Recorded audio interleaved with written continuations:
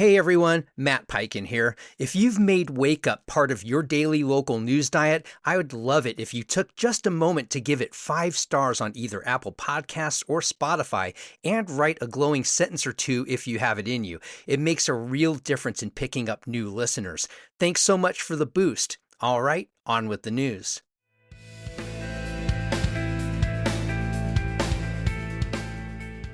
Wake up, Asheville. I'm Matt Peiken. I hope you all had a sunny weekend. Here's your local newscast for Monday, March 23rd.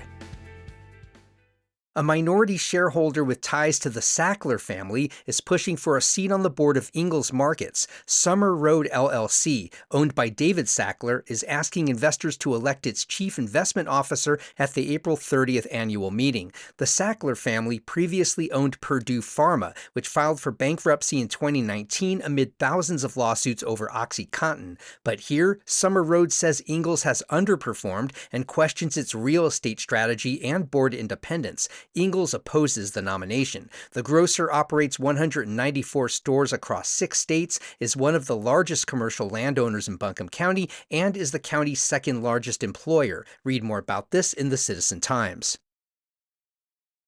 FEMA says it plans to relaunch a nationwide grant program that funds climate resiliency projects after months of legal pressure. The Building Resilient Infrastructure and Communities program, known as BRIC, was canceled last year, including $200 million in previously awarded grants for North Carolina. A federal court ordered FEMA in December to pay out the money, and North Carolina's Attorney General joined other states in pushing for enforcement. Projects in Buncombe County, along with Hickory and Hillsborough, remain on hold. State officials say no funds have been released yet, and there's no timeline for a restart. Read more at Blue Ridge Public Radio.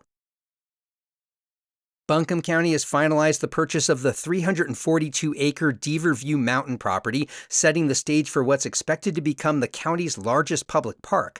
The deal, completed with the Southern Appalachian Highlands Conservancy, will permanently protect the mountain and eventually open it for recreation and environmental education. The land isn't accessible yet, but design work is expected to begin this summer. The property includes a 3,100-foot peak, 16 headwater streams, and sweeping views of the French Broad River Valley. Officials say preservation efforts have been years in the making. Read more about this at 828 News Now.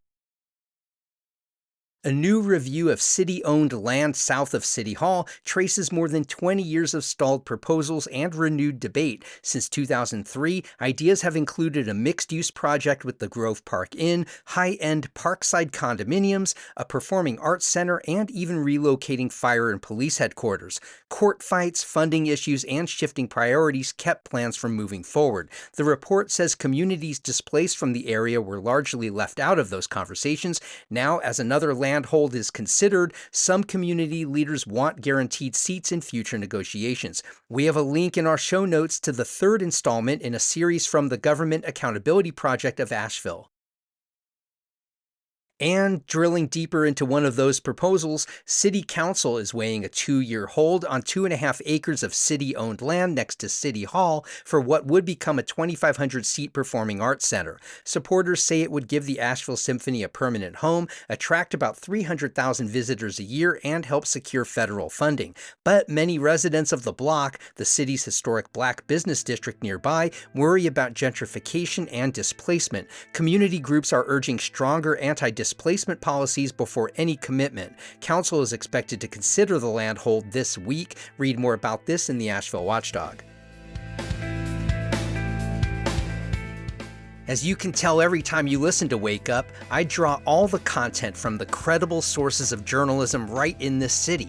But if I've messed up with anything like how to pronounce something, or you think there's just something more I need to know about a certain story, you can always drop me a line at editor@wakeupthenews.org. I'd love to hear from you. Thanks so much for tuning in, and I'll see you on the next episode of Wake Up.